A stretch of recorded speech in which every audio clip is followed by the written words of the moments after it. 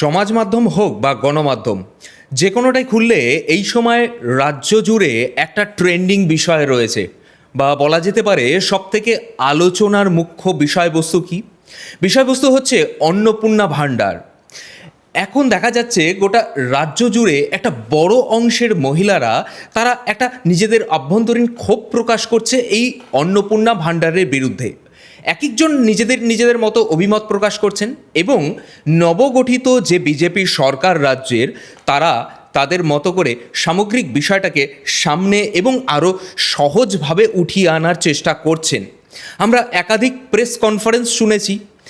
নবগঠিত সরকারের মন্ত্রী অগ্নিমিত্রা পাল তিনি বিভিন্নভাবে এই বিষয়টাকে আরও সরলীকরণ করে রাজ্যের যে একটা বিপুল সংখ্যক মহিলারা রয়েছেন যারা লক্ষ্মীর ভাণ্ডারের উপভোক্তা ছিলেন এবং আগামী দিনে অন্নপূর্ণা ভাণ্ডারের জন্য তারা আবেদন করতে চলেছেন, তাদের জন্য তিনি বার্তা দিয়ে যাচ্ছেন। এবং যেটা বিরোধী দলের কাজ রয়েছে বা যারা এই বিষয়গুলো নিয়ে একটু অন্যরকম চিন্তাভাবনা করছেন, তাদেরও মনে বারবার করে একটা প্রশ্ন জাগছে বা প্রশ্ন জাগানো হচ্ছে অনেক ক্ষেত্রে, যেটা বলা হচ্ছে রাজ্যের শাসক দলের পক্ষ থেকে, সেটা হলো হঠাৎ 12 পাতার একটা বড় ফর্ম কেন? এবং আমরা দেখতে পাচ্ছি যে এই বিষয়টার মধ্যে একটা আভ্যন্তরীণ আরেকটা প্রশ্নবোধক চিহ্ন উঠে আসছে, যেটা হলো যে এর মধ্যে কি লুকিয়ে রয়েছে এনআরসি বা বিভিন্ন আভ্যন্তরীণ ডেটাবেস, একটা নিখুঁত কালেকশনের পরিকল্পনা? তো এইরকম একটা প্রশ্নচিহ্ন বিভিন্ন মাধ্যমগুলো দিয়ে বা সমাজ মাধ্যমে খুবই দ্রুত ছড়াচ্ছে। দেখুন, এই সামগ্রিক বিষয়টাই যদি একটু সহজে বুঝতে হয়, তাহলে আমাদের এর আগের সরকারের দিকে একটু নজর রাখতে হবে। গত ফেব্রুয়ারি মাসে অন্তর্বর্তীকালীন বাজেট পেশ হয়েছিল লাস্ট তৃণমূল সরকারের, যিনি পেশ করেছিলেন চন্দ্রিমা ভট্টাচার্য। তিনি সেই সময় জানিয়েছিলেন যে তৎকালীন 2,21,00,000 মহিলা, মানে বাজেট পেশের সময় 2,21,00,000 মহিলা তারা লক্ষ্মীর ভাণ্ডারের উপভোক্তা ছিলেন, এবং এর জন্য 2025-26 যে অর্থবর্ষ রয়েছে, সেই অর্থবর্ষে প্রায় 17,500 কোটি টাকার মতো খরচা হয়েছে রাজ্য সরকারের। একটা বিপুল পরিমাণে টাকা রয়েছে, এবং সেই খরচাটা যদি বলা যায় যে সেই অন্তর্বর্তীকালীন বাজেটের পরে এটা আরও বেশি সংখ্যক একটা ব্যয়ভার রাজ্য সরকারের কাঁধে চেপেছে। কারণ কি? কারণ সেই অন্তর্বর্তীকালীন বাজেটের পরে আরও 20 লক্ষেরও বেশি মহিলাদের নাম এই প্রকল্পের সঙ্গে যুক্ত হয়েছে। কারণ আমরা জানি যে তারপরেও কিন্তু নতুন করে আবেদন হয়েছিল, এবং আবেদনের পরে অনেক মহিলা উপভোক্তা তারা কিন্তু সেই লক্ষ্মীর ভাণ্ডারের সুযোগ যেটা রয়েছে সেটা পাচ্ছিলেন, এবং সেই সংখ্যাটা নেহাতই কম নয়। আর এই সংখ্যাটা গোটাটা যদি আমরা ক্যালকুলেট করি, তাহলে একসাথে পরবর্তীকালে, মানে লাস্ট যে তৃণমূল গভর্নমেন্ট রয়েছে তার বিদায়ের আগে এই সংখ্যাটা বেড়ে দাঁড়ায় 2,42,00,000। অর্থাৎ একটা বিপুল বোঝা সেটা রাজ্য সরকারের কাঁধে গিয়ে পড়ে সরাসরি। এবং পরবর্তীতে 2026-2027 যে অর্থবর্ষ, সেই অর্থবর্ষে অতিরিক্ত 15,000 কোটি টাকার বরাদ্দের একটা প্রস্তাব সেই সময় আমরা অন্তর্বর্তীকালীন বাজেটের সময় পেশ করতে শুনেছিলাম। মানে একটা বিপুল ব্যয়ভার। কিন্তু নতুন যে সরকার এসেছে, অর্থাৎ নবগঠিত যে শুভেন্দু অধিকারীর সরকার, সেই সরকার আসার পরে তিনি প্রেস কনফারেন্স করে বলেছেন, এবং জনসমক্ষেই বলেছেন শুভেন্দু অধিকারী মুখ্যমন্ত্রী, তিনি বলছেন যে তিনি ভুরি অভিযোগ পেয়েছিলেন যে একাধিক পুরুষরা রয়েছেন যারা মহিলা সেজে সেই সময় লক্ষ্মীর ভাণ্ডারের উপভোক্তা হিসেবে সেই টাকাটা তারা নিয়ে যাচ্ছিল অনায়াসে। তৃণমূল সরকারের দুর্নীতির এ একটা অন্যতম নজির তিনি সরাসরি বলেছেন, এবং পরবর্তীকালে তার সেই কথার কতটা বাস্তবায়ন সেটা কিন্তু আমরা লক্ষ্য করতে পেরেছি। কারণ পুলিশি তৎপরতা, বা বলা যেতে পারে যে পুলিশি অভিযানে একাধিক এমন ব্যক্তিদের আমরা গ্রেপ্তার করতে দেখছি সাম্প্রতিক সময়ে, যারা একজন ব্যক্তি একাধিক নামে মহিলাদের জন্য বরাদ্দ সেই যে লক্ষ্মীর ভাণ্ডার তার উপভোক্তা ছিলেন। সেটা কি করে সম্ভব? এই প্রশ্নটা যখন উঠে আসছে, তখনই নতুন সরকার অর্থাৎ শুভেন্দু অধিকারীর সরকার তারা কিন্তু বারবার বলছেন যে তাদের যে প্রতিশ্রুতি ছিল ভোটের আগে, যে তারা বলেছিলেন যে 1 তারিখ থেকে অর্থাৎ 1 মে থেকে যারা লক্ষ্মীর ভাণ্ডারের উপভোক্তা ছিলেন তারা প্রত্যেকেই অন্নপূর্ণা ভাণ্ডারের অটোমেটিক্যালি বেনিফিশিয়ারি হয়ে যাবেন।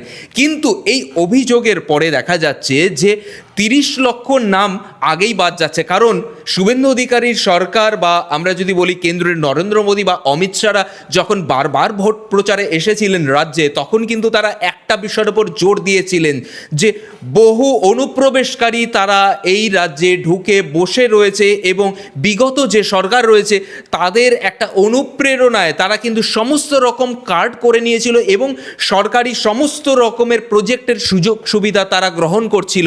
এবং শুভেন্দু অধিকারীর সরকার গঠন করার পরেই তারা যখন প্রথম থেকেই তাদের একদম পজিশন বা পয়েন্ট অফ ভিউ ক্লিয়ার করে রেখেছিলেন যে কোনো অনুপ্রবেশকারীদের ভারতবর্ষের কোনো টাকায় বা ট্যাক্সের টাকায় বা সরকারি অর্থ কোষাগারের কোনো টাকায় তাদেরকে কোনো সুযোগ সুবিধা নিতে দেবেন না, তখন কিন্তু আমরা প্রথম থেকেই যেমন দেখতে পাচ্ছিলাম যে শুভেন্দু অধিকারীর সরকার তারা এই ঝাড়াই বাছাইয়ের কাজ শুরু করেছে। ঠিক তেমনই এই যে 1 মে থেকে যে অন্নপূর্ণা যোজনার কথা তারা ঘোষণা করেছেন, সেই অন্নপূর্ণা যোজনাতেও 30 লক্ষ নাম ওই দিক থেকে বাদ চলে যাচ্ছে। কিভাবে এসআইআরে যে 30 লক্ষ শিফটেড ডেড বা ভুয়ো ভোটার যারা ধরা পড়েছে বা যারা ভারতের নাগরিকই নন, বাংলাদেশি নাগরিক অনুপ্রবেশকারী, তারা অবৈধভাবে এই দেশে ঢুকে নাগরিক হিসেবে বসেছিলেন, তাদের যেমন নামগুলো সামনে উঠে এসছে তাদেরকে সরাসরি বাদ দিয়ে দিচ্ছে। অর্থাৎ সেখান থেকে 30 লক্ষ লোকের নাম প্রথমেই ছেটে বাদ দেওয়া হচ্ছে। মানে শেষ যে বিদায়ী সরকার বললাম একটু আগে, 2,42,00,000 যে মহিলারা যারা টোটাল বেনিফিশিয়ারি ছিলেন তাদের মধ্যে 30 লক্ষ বাদ, তাহলে এসে কত দাঁড়াচ্ছে? 2,12,00,000 লোকের নাম এসে মহিলাদের নাম এখানে এসে দাঁড়াচ্ছে। এবার এই 2,12,00,000 মহিলাদের যারা বেনিফিশিয়ারি তারা তো ডাইরেক্টলি বেনিফিশিয়ারি হতে পারেন। যেমন প্রশ্নটা আমরা একদম শুরুতেই বললাম, সমাজ মাধ্যমে ঝড় উঠছে যে মহিলারা বলছেন কেন 12 পাতার ফর্ম আমরা ফিল আপ করবো, আবার কেন ফর্ম ফিল আপ করবো, আবার কেন সেই লাইনে দাঁড়াবো। এখানে যখন পুরুষরা সেই প্রকল্পের সুবিধা গ্রহণ করছে তাদেরকে তো আলাদা করে আইডেন্টিফাই করা দরকার। এবার অনেকে প্রশ্ন জাগছে যে ঠিক আছে, সেই পুরুষদেরকে আলাদা করে আইডেন্টিফাই করুন, তাতে আমাদের কোনো অসুবিধে নেই, আমরা ফর্ম ফিল আপ করবো, কিন্তু সেই বিষয়টাকে আরও সহজ করা। এই 12 পাতার একটা ঠিকুজি গোষ্ঠী ডেটাবেস, ডিটেল ডেটাবেস কেন? আমার স্বামী কি করছে, আমার ছেলে মেয়ে আছে কি না, বাড়ির হেড কে, বাড়িতে কতজন মেম্বার রয়েছে, এই সব কেন দেখাতে হচ্ছে? তার সঙ্গে অর্থাৎ বেনিফিশিয়ারি যে মহিলা যিনি লক্ষ্মীর ভাণ্ডার পেতেন তার সঙ্গে তার পরিবারের সামগ্রিক ডিটেল, তাদের bank account, Aadhaar card number, PAN card number, জমির দলিল থেকে শুরু করে যে কত শতাংশ জমি রয়েছে বা কত একর জমির ওপরে তাদের বাড়ি রয়েছে, বাড়িতে 3টে পাকা ঘর আছে কিনা, পাকা দেওয়াল আছে কিনা, এই সমস্ত এত ডিটেলের কি দরকার? ভ্যাকসিনেশন হয়েছে কিনা তাদের বাচ্চাদের, বা তার ছেলে মেয়ে কোন স্কুলে পড়ছে, 5 বছরের নিচে যদি কোনো শিশু থাকে তারা কোথায় পড়ছে, এত ডিটেলটা কেন দরকার?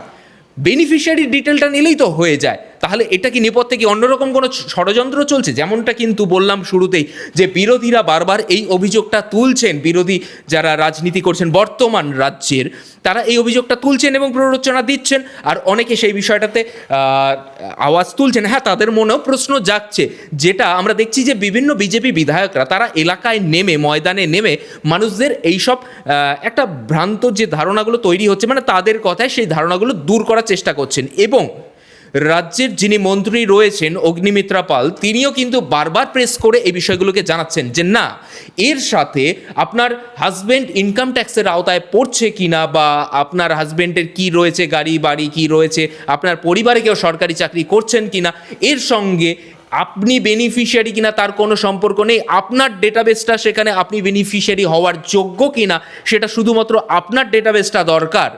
বাকি যেটা নেওয়া হচ্ছে তাহলে কেন নেওয়া হচ্ছে সেটা নতুন রাজ্য সরকার বারবার করে বলে দিচ্ছেন, ক্লিয়ার করে দিচ্ছেন যে না, এই গোটা পরিবারের ডেটাবেসটা নেওয়া হচ্ছে একটাই কারণে যে পারিবারিক যে তথ্যটা রয়েছে সেটা সরকারের প্রয়োজন রয়েছে। আদার্স আরও অনেক রকমের প্রকল্প, সেই প্রকল্পগুলোর একটা ডেটা ম্যাপ তৈরি করার জন্য। কারণ নতুন সরকার বারবার বলছেন যে তারা শুধুমাত্র এই একটা স্কিমের উপরে বেস করে বেনিফিশিয়ারিদের বা যারা প্রান্তিক স্তরে রয়েছেন, দুস্থ দরিদ্র মহিলা বা প্রান্তিক যে খেটে খাওয়া মানুষগুলো রয়েছে তাদের পরিবারদের অর্থনৈতিক সহযোগিতা করবেন সেটা নয়। তারা এরকম একাধিক প্রকল্প রাজ্যে বাস্তবায়ন করার লক্ষ্যমাত্রা নিয়েছেন, কিন্তু তাদের দরকার একটা detail clean database, family database তাদের দরকার রয়েছে। এর মাধ্যমে রাজ্য সরকার বেশ কয়েকটা জিনিস ম্যাপিং করতে পারবেন। প্রথমত হচ্ছে রাজ্যের একদম প্রান্তিক স্তরে কারা রয়েছেন, যে ফ্যামিলিগত দিক থেকে যারা সত্যিকারের রাজ্য সরকারের একটা বড় বৃহত্তর ব্যাকিং যাদের প্রয়োজন রয়েছে পারিবারিক ক্ষেত্রে, এবং তাদেরকে কত রকমভাবে সহযোগিতা করা যায় বা কোন কোন আরও আদার্স প্রকল্পের আওতায় কিভাবে আনা যায়, সেই বিষয়গুলো একটা ডিটেল ডেটা ম্যাপিং যদি করতে হয় তাহলে রাজ্য সরকারের কাছে এরকম একটা ডেটাবেস প্রয়োজন। এবার যারা এই ধরনের বিষয়গুলোকে সামনে আনছেন বিভিন্ন সমাজ মাধ্যম বা সংবাদ মাধ্যমে দেখতে পাচ্ছি যে একটা উল্টো প্ররোচনা দিচ্ছেন যে এই ধরনের ডেটাবেসগুলো দেবেন না। তাদের উদ্দেশ্যে বলি, যারা আইটি এক্সপার্ট রয়েছেন বা বিভিন্ন ডেটা অ্যানালাইজার যারা রয়েছেন তারা খুব ভালো মতো জানেন যে আপনার যে আধার কার্ডটা রয়েছে তার সঙ্গে প্যান কার্ডের লিঙ্ক রয়েছে। আমরা জেনেছি যে সাম্প্রতিক সময়ে Aadhaar card, bank account, PAN card এই সমস্ত কিছুকে লিঙ্ক করাতে হয়েছে এবং তার সাথে মোবাইল নাম্বারও লিঙ্ক করাতে হয়েছে।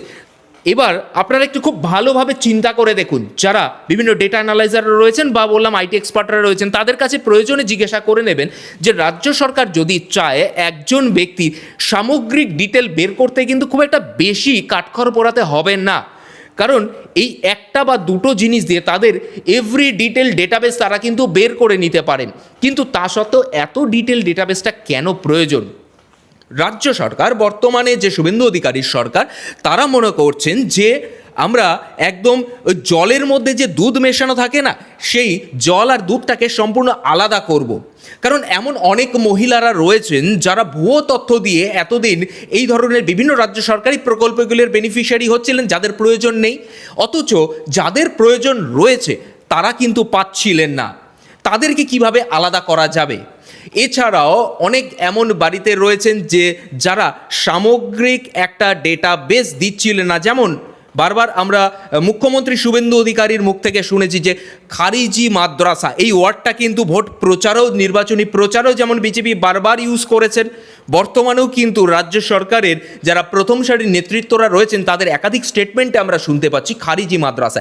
এমনকি মন্ত্রী অগ্নিমিত্রা পাল তিনিও কিন্তু বারবার এই খারিজি মাদ্রাসার কথা উল্লেখ করেছেন সাম্প্রতিক একাধিক প্রেস ব্রিফিংয়ে।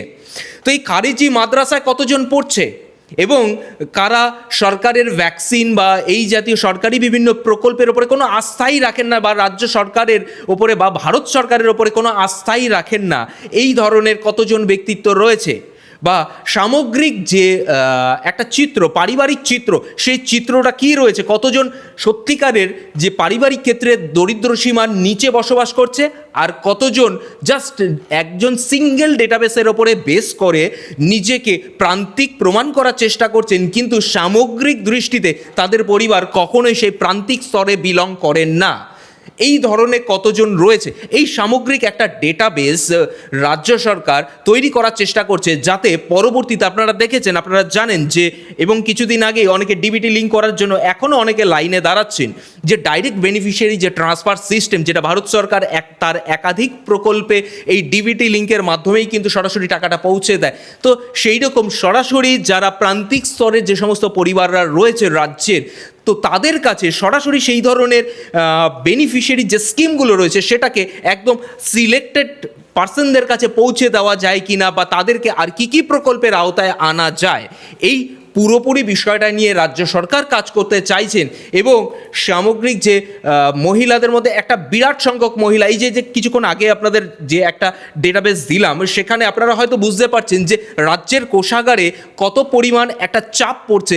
সেই কোষাগারের চাপটা অনেকটা এর মধ্যে জল মেশানো রয়েছে, সেই কোষাগারের চাপের যে জলটা সেটাকে আলাদা করে দিলে রাজ্যের কোষাগারের চাপটাও কিন্তু অনেকটাই কমে, যেটা আমার আপনার ট্যাক্সের টাকায় যায়। এটাও স্পষ্ট বার্তা দেওয়া হয়েছে, যারা দরকার নেই, প্রয়োজন নেই, তারা কেন এই বেনিফিশিয়ারির মধ্যে আসতে যাবেন? বা তাদের কি এমন স্বার্থ রয়েছে এইটুকু টাকার জন্য, অথচ যারা বেনিফিশিয়ারির মধ্যে স্কিমের মধ্যে আসার দরকার রয়েছে তাদেরকে কেন আসতে দেওয়া হচ্ছে না? এবং এই ধরনের বিভিন্ন জল যারা ঢুকে রয়েছে বা বেনো জল বা ভূত যারা, কারণ আপনারা দেখেছেন এসআইআর সময় একাধিক প্রচুর ভুয়ো ভোটার, ভূত মানে প্রেতাত্মা, এই ধরনের অনেক কিছুকে আমরা সামনে দেখেছিলাম, নির্বাচন কমিশনের দৌলতে আমরা সামনে পেয়েছি। তো তারা কেন এই ধরনের রাজ্য সরকারের স্কিমগুলোতে এই যে একটা বিপুল পরিমাণে টাকার যে প্রেশার রয়েছে, যেটা আপনারা একটু আগেই বললাম যে লাস্ট যে অন্তর্বর্তী বাজেট হয়েছিল বিদায়ী সরকারের, সেখানে 2026-2027 যে অর্থবর্ষের তারা এক্সট্রা করে 15,000 কোটি টাকার বরাদ্দের প্রস্তাব করেছিল। তাহলে বুঝতে পারছেন তো যে এই টাকাটা যদি সাধারণ মানুষের অন্য কোনোভাবে, এবং শুধু সাধারণ মানুষের জন্য বলা যায় না, সামগ্রিক ক্ষেত্রে যদি ওভারঅল ডেভেলপমেন্টের কাজে রাজ্য সরকার সরাসরি লাগাতে পারে, তাহলে সেটা কিন্তু রাজ্যের সার্বিক উন্নয়নে কাজে লাগছে। তাহলে এটা যদি করতে হয়, তাহলে একটা স্বচ্ছ ক্লিন একটা ডেটাবেস তৈরি করতে হবে, একটা মানে ক্লিন একটা যারা যারা এই বেনিফিশিয়ারির উপযুক্ত তাদের একটা লিস্টিং করতে হবে, নামের লিস্টিং করতে হবে। সেটা করার উদ্দেশ্যেই কিন্তু রাজ্য সরকার এই যে প্রসিডিওরটা সেটাকে চালু করেছে, এবং সামগ্রিক ডেটাবেসের ওপরে বেস করেই তারা এই ধরনের একটা স্কিমকে বাস্তবায়ন করতে চাইছে। তো অনেকে ভুল বোঝাচ্ছেন, অনেকে ভুল বুঝছেন, অনেকে প্ররোচনায় কান দিচ্ছেন, আর সমাজ মাধ্যম তো এর মধ্যে রয়েছে। যারা বিরোধী তারা বিরোধিতা করবে, কিন্তু যারা এই ধরনের কিছু ভেরিফাই না করে বিভিন্ন রকমের তথ্য ছড়াচ্ছেন তাদের উদ্দেশ্যেও এটা বার্তা, শুধু আমরা নয় আপনারাও দিন যে সরকার কি করতে চাইছে বা সরকারের কি উদ্দেশ্য রয়েছে সেটাকে একটু ডিটেলে বোঝার চেষ্টা করুন। সরকার যখন বলেছে, একদম নবগঠিত সরকার, তারা যখন কথা দিয়েছে এবং সেটা অ্যাপ্লিকেবল করার জন্য যখন উদ্যোগ নিয়েছে, তাহলে সেটার উপরে ভরসা রেখে বা সামগ্রিক বিষয়টাকে না জেনে আমাদের অবশ্যই কোনো প্ররোচনায় কান দিয়ে অযথা উত্তেজিত হয়ে একটা সার্বিক এই যে একটা স্বচ্ছতার একটা লিস্ট তৈরির এই অভিযানটাকে যেন ব্যর্থ কোনোভাবেই না হতে দেওয়া যায়, সেই দিকে আমাদের যেমন দায়িত্ব রয়েছে প্রতিটা নাগরিক হিসাবে বা রাজ্যের বা দেশের একজন দায়িত্বশীল নাগরিক হিসাবে আপনাদেরও কর্তব্য রয়েছে।